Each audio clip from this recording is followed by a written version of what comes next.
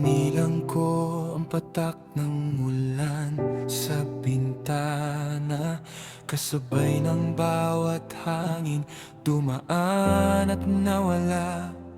Dito sa silid na puno ng iyong alaala, may naiwang bango sa iyong unan, may hinhin ng bawat buwang.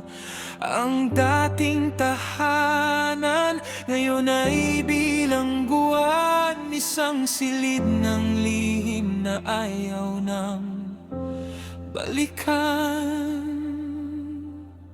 Sapagkat ang paglaya ay isang mahabang gabi ng pagsusuri sa lahat ng ating pagkakamali. Pagsisisi ang kumot sa ginaw ng pag-isa, habang binabaybay ang daan, nawala ka na. Masakit ang bumitaw, masakit ang lumayo sa buklod na unti-unting gumuguho. Paalam sa kahapon, at sa atin ibubulong na lang ang iyong pangalan sa hangin.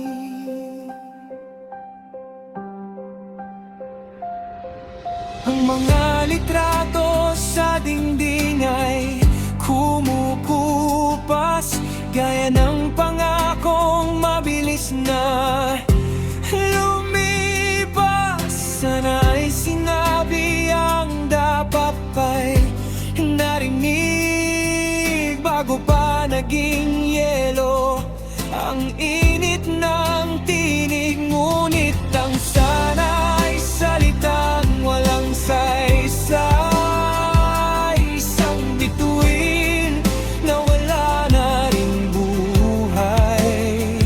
Hawak ko ang susi, ngunit ayaw ko nang lumakas. Natatakot sa mundong wala ka ng bakas.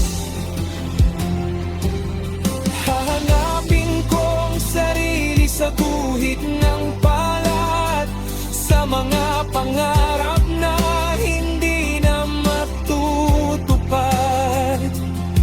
Susunugin ang tulay, hahayaan ang usok na takpan ng hapdi sa bawat sulok. Hindi na asa sa pagbalik ng anino, tapos ng laro, oras na sumuko. Sapagkat ang paglaya ay isang mahabang gabi ng pagsusuri sa lahat ng ating pagkakamali. Pagsisisi ang kumot sa ginaw ng pag-isa, habang binabaybay ang daan, nawala ka na.